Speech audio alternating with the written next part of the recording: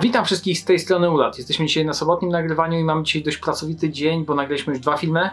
Mam teraz do nagrania kolejne 2, plus jeszcze część serwisową do jednego filmu, więc dzisiaj jest super dużo roboty, a mamy już 13, więc zasuwamy i nie ma opierniczania. Pierwsza rzecz, jaką dzisiaj nagrywamy, znaczy teraz w serwisie, bo w sumie już nagrywki były, to filmik recenzja, ale taka trochę bardziej serwisowa, bo zajmujemy się dzisiaj konwersją od Minecrafta do repliki sprężynowej, a dokładniej do SRS-a. Nasz kolega Szymon ze strzelanki, który biega z SRS-ikiem, już go pokazuję, o takowym, z tym SRS-em biega, nawet nagrywa coś tam filmów, więc można znaleźć nagrania z jego strzelanek.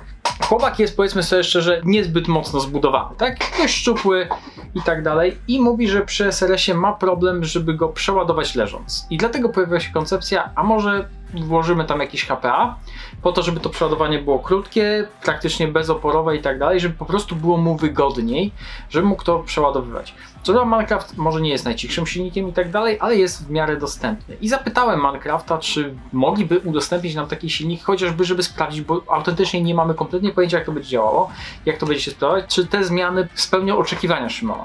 I Minecraft się zgodził, powiedział, że jak najbardziej tak, udostępnią nam taki jeden silniczek do recenzji, do filmu, żeby go wam pokazać, żebyśmy my mogli sobie zobaczyć, jak to działa, żeby więcej osób mogło to dotknąć i pomacać. Znaczy przynajmniej obejrzeć, bo tą smacaniem będzie raczej trudno.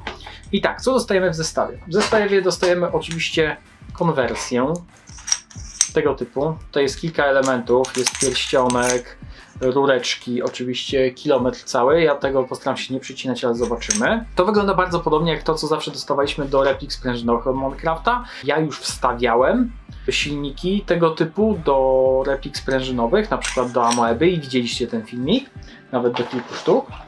I ten wygląda bardzo podobnie, tylko ma inaczej prowadzoną rurkę. Do tego będziemy przechodzili przy montażu. Do konwersji dostaliśmy 2 sprężynki, krótszą i dłuższą. Nie jestem pewien, co to będzie zmieniało, czy ma to wpływ na FPS-y, czy na objętość powietrza. Nie mam żadnego pojęcia. Próbujemy z krótszą, może będzie wtedy delikatniej to wszystko chodziło i zobaczymy, jak to będzie po prostu działało. I tak naprawdę tyle, jeżeli chodzi o to, co dostajemy w zestawie. Ja troszkę nie przewidziałem, że dostanę z tą rurką. Używam tych już złączek US i tak dalej w swoich HPK-kach. Więc niestety będę zmuszony skorzystać z wykopanego dzisiaj z szafy jeszcze klasycznego reduktora Minecrafta, ale na szczęście miałem go. Ja go kiedyś kupiłem do pistoletów i w pistoletach się sprawdzał, więc sądzę, że w tym też da sobie radę. Co nie używałem go rok. Albo lepiej. Więc mam nadzieję, że będzie działał poprawnie, że nic w nim się nie skopało w tym czasie i że będę w stanie nim ustawić taki ciśnienie, jaki nas interesuje. Tak czy inaczej, bierzemy się do roboty, spróbujemy wrzucić to do SRS-a. Mam nadzieję, że nie będę musiał robić tam takich przeróbek, żeby były nieodwracalne i żeby przeszkadzały potem w dalszym użytkowaniu, jeżeli będziemy chcieli wrócić do sprężyny. No ale cóż, na razie nic wam nie odpowiem, bierzemy się za robotę, będziecie się uczyć razem ze mną. Dobra, no to bierzemy się za instalację PDI-K w SRS-ie i żebyście od razu nie myśleli, że jestem jakąś alfą i omegą, tam mam ustawiony laptop z instrukcją, jak to zrobić, więc też będę się uczył, jak mówiłem, razem z wami. Więc zaczynamy od wyjęcia oryginalnego zespołu pneumatycznego, czyli to, co w SRS-ie musimy zrobić, czyli wciskamy tutaj od dołu zaślepkę i praktycznie jesteśmy w stanie wsunąć całą tą stopę. Wyciągamy sprężynę i wyciągamy całe wnętrze. O! I to jest nam tak naprawdę potrzebne. To możemy odłożyć sobie na bok, bo interesuje nas ta część i ta część. W tym będę musiał zrobić drobne przeróbki. I teraz się zastanawiam, czy nie będą one jakieś permanentne. O ile się nie mylę, to tutaj będę musiał coś poprzerabiać, czy tutaj, zaraz będę to ustalał. Bo tutaj będzie niestety trzeba przeprowadzić rurkę. No to będzie najtrudniejsze chyba zadanie w tym całym projekcie. Nie ukrywam, że troszkę tego Minecraft, troszkę jest to niedokładnie opisane, bo podstawowa rzecz, Minecraft pokazuje zdjęcie tego elementu jako jedna całość, nie rozkłada tego na 2 elementy, więc zwracam wam uwagę, że oni pokazują zdjęcie tej całości, czyli musimy z tych 2 elementów, tak naprawdę nie interesuje nas stopa, musimy usunąć tutaj te kostki 2, te 2 kwadleciki, po to, żeby miała rurka gdzie się schować. Natomiast z tego elementu, w którym mamy otwór, musimy ten otwór poszerzyć tutaj, w dół poszerzyć tutaj, żeby ta rurka mogła tutaj też wrócić i się schować. Nie ukrywam, że wygląda to dość drastycznie, ale cóż, tak to bywa. Wyciągniemy dremelek, założymy tarczki i będziemy ciąć. Mam nadzieję, że nic nie zepsuje. Plus jeszcze będziemy musieli przerobić kawałek też elementów w samej kolbie SRS-a, ale to zaraz wam pokażę. Zaczniemy najpierw może od przygotowania sobie tych elementów, które musimy przerobić, żeby po prostu mieć już to z głowy i nahałasowane. Nie będę tylko nagrywał jak tnę, więc zobaczcie zaraz gotowy produkt. Dobra, mamy elementy przygotowane. Tutaj wyciąłem tylko dół i tutaj poszerzyłem odrobinę górę. Starałem się nie naruszyć tego okręgu, który stabilizuje potem prowadnicę w tym miejscu, bo zależało mi na tym, żebyśmy mogli, tak jak wcześniej mówiłem, wrócić ewentualnie do sprężyny. Tutaj wyciąłem te przejście, żeby było miejsce na rurkę. Jeszcze muszę to trochę poprawić, bo widzę, że miejscami jeszcze gdzieś tam jakieś nadlewki. Robiłem to dremelem, a niestety strasznie się ten materiał ciągnie, jak tylko dostaje temperatury. Wszystko się topi strasznie.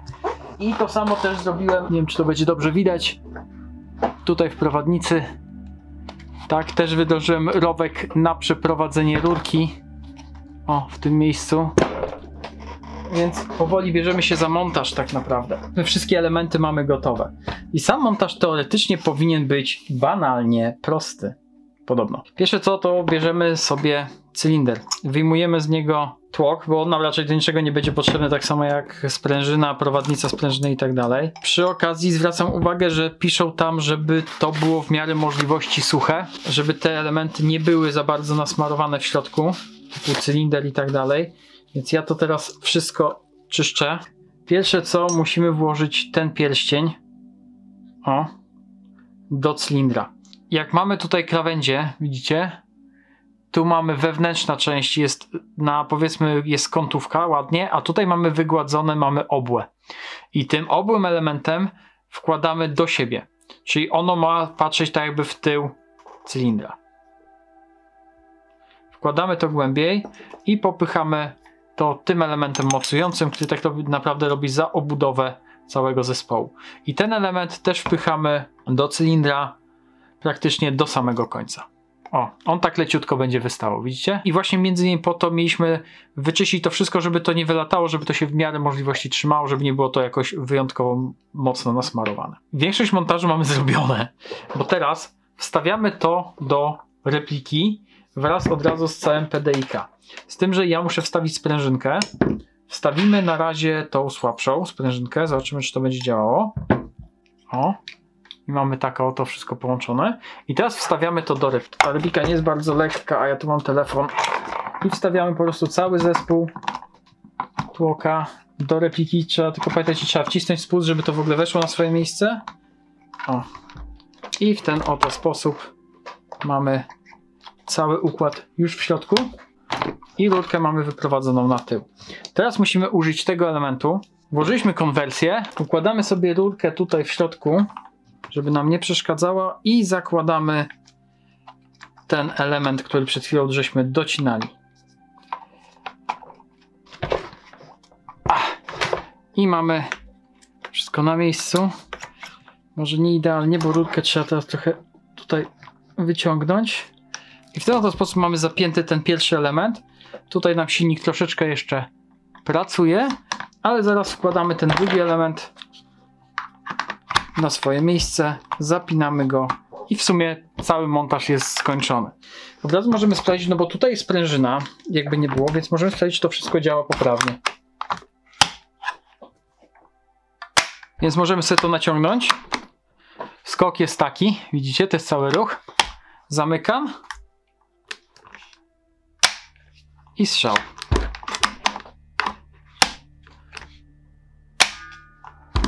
Więc chodzi to fajnie. Butlę mamy nie w pełni nabitą, ale wystarczy.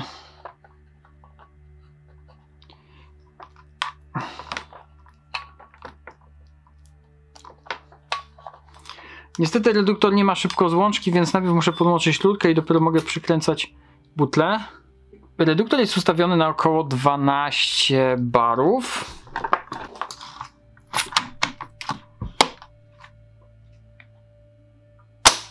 Wow!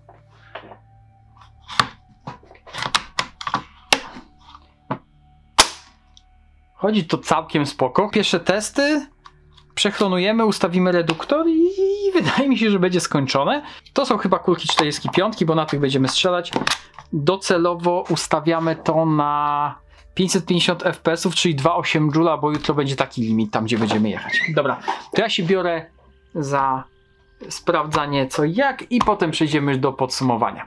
I powiem wam też, na jakich barach to ustawię. No i mamy skończone. SRS-ik z konwersją od Minecrafta skończony. Chodzi to całkiem fajnie, bo ruch jest naprawdę króciutki. Opór sprężyny też jest bardzo słabiutki. Co prawda musiałem dać tą mocniejszą sprężynę, gdyż na tej krótszej, słabszej potrafiło mi nie do końca się tutaj dość dobrze doszczelniać i potrafiło gdzieś tam syczeć. Na mocniejszej sprężynie nie mam z tym problemów. I chodzi to bardzo fajnie. Powiem wam tak. Ja ustawiłem reduktor na 8 barów. 8 barów. Nie wiem ile to jest PSI, tutaj niżej napiszę ile to jest PSI. I na tym osiągnęliśmy 2,8 Joule, bez mała, 2,75, 2,77, 2,78 Joule. No bo to jest limit odpowiednich 550 fps dla 4 taktów. I chodzi to bardzo przyjemnie i bardzo równo. Rozrzut ma około 2 fps, 2-3 fps, więc naprawdę moim zdaniem super. Więc mam nadzieję, że to będzie chodziło dobrze i się Szymonowi spodoba i jutro będzie to testował tak naprawdę, więc z jutrzejszego strzelania były jakieś tutaj wklejki, jak to strzelało, albo będą teraz, nie jestem pewien jak to posklejamy, ale będzie to gotowe. I na koniec jeszcze nagramy filmik taki podsumowujący, jak strzelało się Szymonowi, jak się z tym bawił, jak mu się to przeładowało i tak dalej. Będą jego to prywatne odczucia z tej gry, z tego strzelania z tą repliką. Mam nadzieję, że będzie zadowolony, ale to dopiero się okaże. Na razie technicznie robota była dość prosta, bym powiedział, poza tymi przeróbkami tutaj w tej stopie. To reszta była naprawdę banalnie prosta i zainstalowało się, wszystko działa. Reduktorek, mimo że leciwy, to działa perfekcyjnie, wszystko jest super. No to teraz tylko zostaje przetestować i zobaczymy, jak to faktycznie będzie działać. Cześć, ja jestem Szymon i to właśnie do mojego SRS-a Ulat montował konwersję od Minecrafta. Opowiem trochę o tym, jak mi się z tego korzystało, jakie mieliśmy z tym problemy. A problemy zaczęły się już w sumie na samym starcie, czyli po montażu pojechaliśmy na strzelanym, gdzie był limit 2,8 Joule, co już Ulat wspominał, i tak mi stroił replikę. Pierwszym problemem właśnie był hop-up, czyli kulki na ustawieniu zerowym hopka kręciło mi prosto w niebo, 0,45. W sumie to nie był problem, tylko może jakaś taka nasza niewiedza albo zapominalstwo Ulata. Może nie każdy wie, ale ja o tym nie wiedziałem, zostałem uświadomiony dopiero jak dostałem to do ręki przez Ulata, że korzystając z HP, kulki od razu po wystrzale mają pełną prędkość, nie rozpędzają się w lufie, jak to jest w przypadku napędu sprężynowego czy AEG. Tutaj kulka ma od razu pełną prędkość, przez co przy stosunkowo małym docisku gumki hop-up kulki naprawdę mocno się kręcą. Ja wcześniej tutaj miałem wsadzoną łatkę AirHop od Facelessa i dedykowany dystanser do właśnie tej łatki. Dystanser musieliśmy zmienić na strzelaniu i to takie trochę drutowanie było, czyli wstawiliśmy kawałek kabla. Ale działa to super. Na razie też jest, póki to testuję, jest kawałek kabla, bo nie mamy pomysłu na jaki dystanser by to zamienić. Jeżeli macie jakiś pomysł na jaki dystanser można to zamienić, to piszcie w komentarzach, z chęcią to zobaczę. Ulat myślę, że też. Komora jest fast i wchodzi tutaj standard dystanserów AEG, tak samo gumki. Więc jeżeli ktoś wie, to zapraszam do sekcji komentarzy pod filmem. Drugi problem, który też może niekoniecznie jest problemem Minecrafta, tylko już naszym wykonaniem, czy tym, że Ulat chciał jak najmniej wyciąć z stopki kolby elementów, żeby była opcja wrócić do sprężyny, tak? Do napędu sprężynowego. I problemem tutaj jest sama stopka, którą jak lekko poruszam na boki, a nie mam naciągniętego zamka, potrafi uciekać powietrze. To jest pewnie kwestia tego, że Ulat właśnie ten okrąg zostawił, a Minecraft w instrukcji pokazywał, że trzeba taki prostokącik wyciąć. Jeśli chodzi o stopkę kolby, to kolejny problem, który ja dopiero zauważyłem tak naprawdę, to w SRS-ach macie tutaj taką blokadę tej kolby, żeby ona nie wychodziła, tej stopki, no nie? I po wstawieniu tutaj wężyka, ten wężyk nie pozwala na zablokowanie tego. W efekcie kolba się wysuwa. Wysuwa się kawałek i przez to też powietrze ucieka. My będziemy próbowali to rozwiązać jakoś, przestawiając położenie właśnie tego wężyka, żeby to działało jak najlepiej, a działa to już naprawdę super. Ulat wcześniej wspominał, że Minecraft do najcichszych nie należy, a wie, że ja lubię grać w ukryciu, powiedzmy, i po cichu. Jednak ku naszemu zaskoczeniu wcale ten Minecraft nie jest taki głośny. Teraz możecie zobaczyć porównanie, jak to było przed wsadzeniem konwersji od Minecrafta, a z konwersją.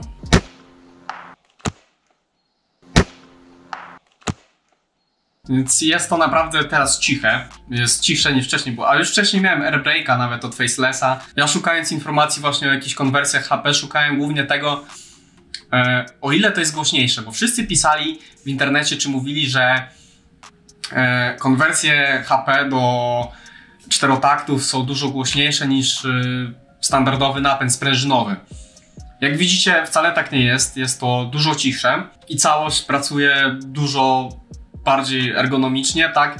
Naciąg ma bardzo krótki skok i można to naciągnąć jednym palcem tak naprawdę. Butla, z której korzystam podczas testowania, którą pożyczył mi Ulat, ma 0,2 litra, a starcza mi na całe strzelanie, chociaż zużywam jej tylko połowę, więc podejrzewam, że starczyłoby mi nawet na 2, ale to było już tak na styku, tak? Ale dalej pamiętajmy, że to jest butla tylko 0,2 litra, więc ona jest naprawdę malutka. Zużycie powietrza wydaje mi się, że jest małe, ale o tym bardziej powinien wypowiedzieć się Ulat, tak? Bo ja za bardzo na tym się nie znam. Podejrzewam, że Ulat więcej ode mnie wie. Po wsadzeniu tej konwersji wydaje mi się, że replika strzela bardziej powtarzalnie, aczkolwiek może to takie moje mylne wrażenie. No i w sumie to by było na tyle. Korzystało mi się z tego super. Na pewno będę chciał przy tym zostać, ale zobaczymy, jak to wyjdzie. I w tym miejscu też chciałbym podziękować Minecraftowi za udzielenie nam takiej konwersji na testy. Jeżeli będziecie mieli okazję sobie postrzelać czegoś takiego, to bardzo polecam. Dziękuję jeszcze raz Minecraftowi, Ulatowi i na razie.